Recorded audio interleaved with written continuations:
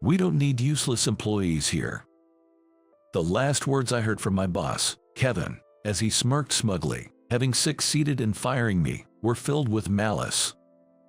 "Understood. Today will be my goodbye to this company. But remember, Kevin, the dirty tricks you've played will eventually come back to haunt you. You'll reap what you've sown. Goodbye." With those final words, I left the company. The following week, Kevin would experience the revenge I had warned him about, in full measure. My name is Alex.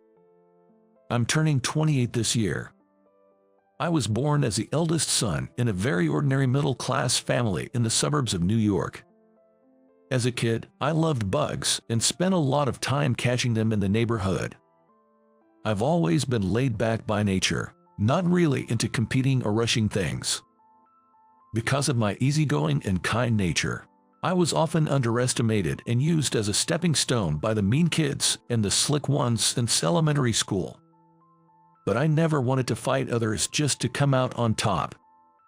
In middle school, I was an average student in every aspect, with no particular achievements in academics or clubs. I played basketball in high school as well, but since I was always losing in the first round of district tournaments in both junior high and high school, I never had the passionate experience of practicing hard to win a championship. It was just going with the flow, really, since I didn't have a special desire or love for basketball. However, there was one time in middle and high school when I felt truly alive and fulfilled. I loved music, and in middle school, I started playing the guitar as a hobby. By high school, I really wanted to form a band, so I secretly gathered members from within the school and managed to start the band I had always dreamed of. We rented a studio about twice a week for practice, and my passion for music meant I naturally put more effort into it, improving my guitar skills significantly. I also taught myself digital audio workstation software and gradually became capable of creating various songs and sounds on my PC. Then, in my senior year of high school, I got to perform on stage for the first time during the school festival. It was only about a 30-minute set of a few songs, but performing live with my band in front of an audience of over 1,000 people in the high school auditorium was an exhilarating experience. The audience was really into it, and for the first time, we as band members felt truly alive and immensely fulfilled. Although it was just a temporary band for high school, this experience was the first real success of my life, teaching me a valuable lesson and giving me confidence. Even someone like me, who seemed to fade into the background, could achieve great things if I really put my heart and soul into something. Afterwards, I attended a very average college, majoring in economics. I joined a music club hoping to start another band, but I didn't really click with the seniors and peers there and left soon after.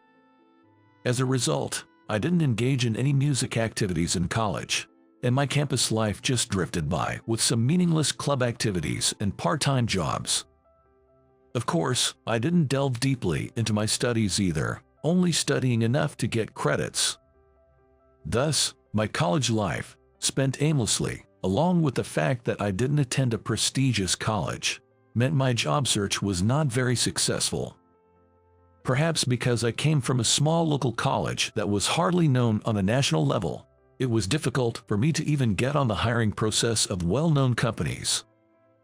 Moreover, I was really childish at the time, thinking the world was a bit optimistic, and I had no concrete vision of what I wanted to do, or what type of job I wanted to get. So naturally, all the major companies I applied to rejected me, and the only job offer I got was from Midwest Industrial Solutions Inc., a small to medium-sized enterprise with fewer than 200 employees. Given my circumstances, I couldn't afford to be choosy. After graduating, I reluctantly started working at Midwest Industrial Solutions Inc. However, the company was not just small, it was the epitome of a toxic workplace. Generally speaking, all departments were swamped with work and lacked the manpower to handle it. The company aimed to keep labor costs to a minimum, which meant a burden fell on each employee. The enormous amount of work, including late work and holiday work, became the norm in this classic toxic workplace. Not only was the company itself horrible, but to make matters worse, I was faced with an even more dire situation. Kevin, the general manager of the operations department, to which I was assigned and my direct boss, had the most horrible personality of all. Kevin's harsh treatment of his subordinates and his abusive language were unbearable. Even when the last train had gone and work was not finished, he would shout, "Stay overnight to finish it," or "Work through the night to get it done." Kevin showed no mercy, even to me when I was still new and not yet accustomed to the work. "Alex, you're especially useless among the newbies," or "Hurry up and finish this. You are so useless. We don't need trash employees like you here. Just quit already." I was bombarded with such abuse from Kevin from morning till night, leaving me physically and mentally exhausted. I can't go on like this. I'll really collapse if things continue this way. One day, reaching my mental limit and feeling a real sense of crisis, I seriously questioned myself for the first time in my life. Thinking back, I recognized that my lack of ambition during my college years, not studying hard, and just going through the motions and job hunting led me to this horrible company. Fueled by this regret, I pushed myself to the brink and pondered deeply. It was an incredibly difficult task, but for someone like me who had just gone with the flow all my life, it was an inevitable and essential self-examination that had to be done at some point. Should I continue this job? Will I just wear myself out and be crushed if I stay in this company? Should I quit? No, quitting now would feel like running away, and that leaves a bad taste in my mouth. I feel like I need to persevere here before I can move on to the next thing. But at this rate, I'll just collapse. So, what do I do? After much agony and thought, I came to a conclusion. We need to aggressively promote business efficiency that doesn't rely on manpower, or else people will break down. For that, we need to develop a business system that can be optimized to the utmost. And probably, no one else would do it. So, the next steps became clear. It had to be me. I had no choice but to frantically study programming and system design on my own. Strangely, once I had a goal and direction, my mind became as calm as a still pond. And from that day, I began to study programming with single-minded focus. The passion I felt during that high school festival concert, my only real success in life, began to resurface within me. With genuine effort, even someone unremarkable like me can achieve great results if I'm truly passionate about it, I convinced myself. Get that feeling of fulfillment back, Alex. I encouraged and chastised myself. Since then, I studied desperately in whatever spare time I could find. Starting from scratch was challenging, but having been involved in music, customizing composition software since my student days helped me transition into programming relatively smoothly. Still, it was an uphill battle for an absolute beginner to reach the level of building a system, and I failed repeatedly. However, my persistent efforts gradually began to bear fruit, and thanks to programming, I gradually became able to do a huge amount of work in a shorter amount of time. The pilot prototype operation system that I gradually developed helped the employees in the field around me and gradually won praise. Before I knew it, my reputation within the company skyrocketed. Eventually, over the course of a year, I managed to develop a comprehensive and versatile business operation system. And when this system was put into full swing, it was greeted with applause, saying that it would efficiently advance operations in all departments of the company, not to mention the ordering and order receiving system, and even the warehouse operations for inventory control.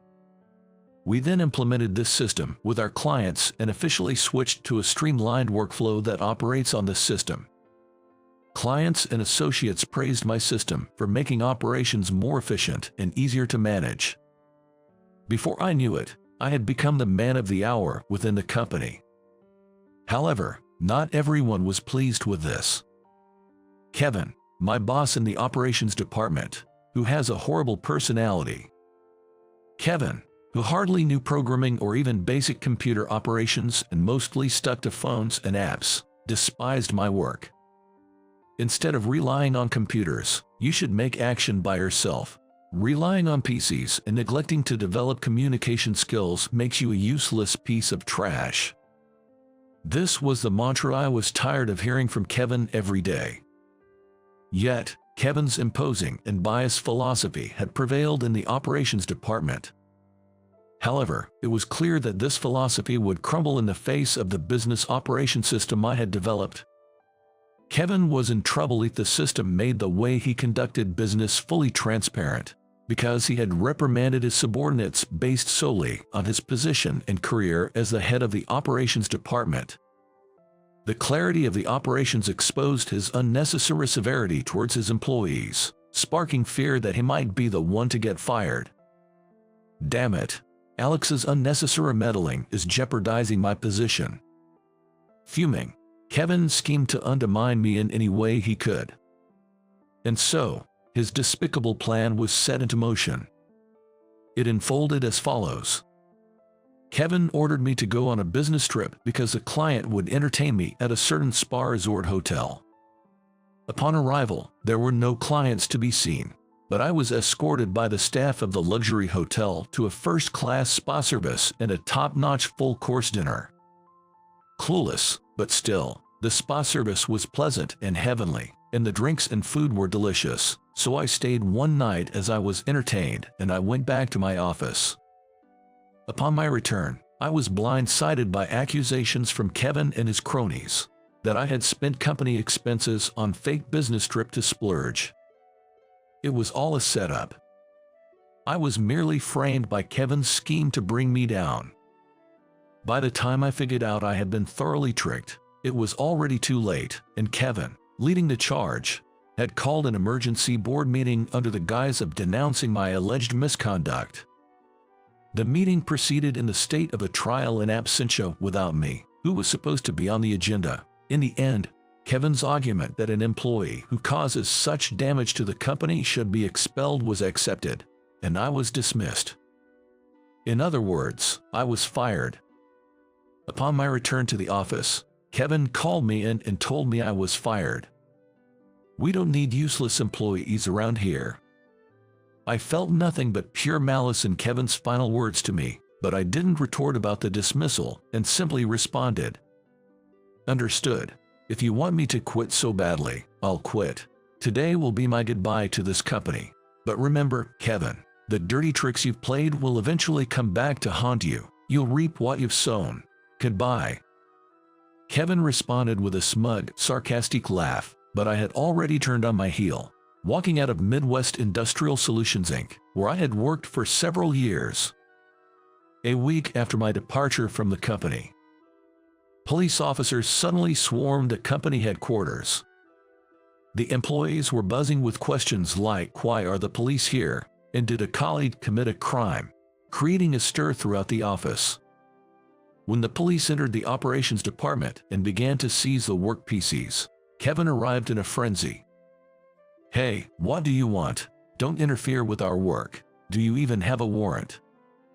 Kevin confronted the officers, but one of them calmly replied, "It's a matter of patent infringement. A complaint has been filed. The business operations system this company is using belongs to Alex, but it has been used this week without permission or contract, infringing on patent rights. Hence, we are here to seize it. Cease using this system immediately." Indeed, the Midwest Industrial Solutions Inc. business system I developed was patented under my name, and I held all licensing rights. Unaware of this, Kevin had maneuvered my dismissal, arrogantly assuming there would be no repercussions. It was merely a matter of paying the piper. In a panic, Kevin called me directly, attempting to clarify. "Hey, Alex, this wasn't part of the deal. Why do you still hold the rights to this business system?" I coldly replied to Kevin, who was ranting on the phone. "Why? Because I built the entire system. It's only natural. I had the president's permission from the time I developed it.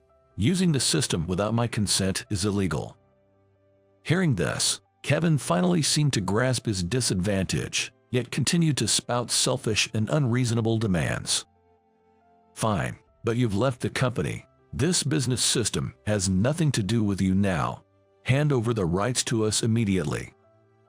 I answered, exasperated. No, why should I hand over the rights to a system I painstakingly created over my dead body? Kevin, you said it yourself, didn't you? We don't need useless employees. Then, you surely don't need a system created by such an employee, right? Hearing this and still trying to cling on in a pitiful manner on the phone, I cut Kevin off with a final ultimatum. Kevin, you must reap what you sow, or you'll prove to be the most useless of all. Struggle all you like. Ignoring Kevin's further outbursts, I hung up. After being cut off, Kevin turned pale and collapsed to his knees. Eventually, Midwest Industrial Solutions Inc. had to formally compensate me for the patent infringement, but they never agreed to a license to use the system thereafter.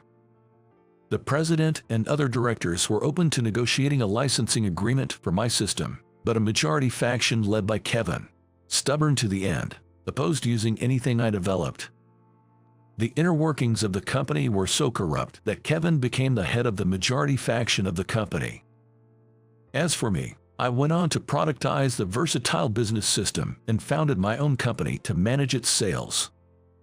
Starting from scratch, the system quickly gained a positive reputation among client companies, attracting new customers one after another. Before long, my business took off. Furthermore, upon hearing that I had started my own company, employees from my previous company, Midwest Industrial Solutions Inc., began flocking to my company, expressing their desire to work with me and applying for jobs in droves.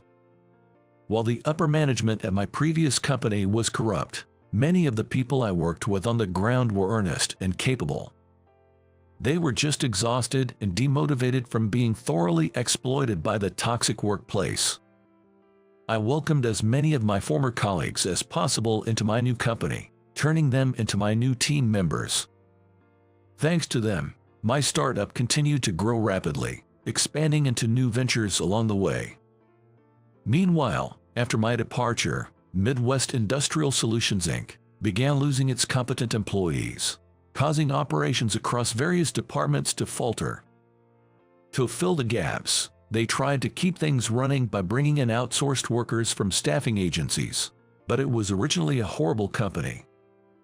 The outsourced temporary staff also disliked the work environment, and they couldn't retain any personnel, leading to a rapid deterioration in performance.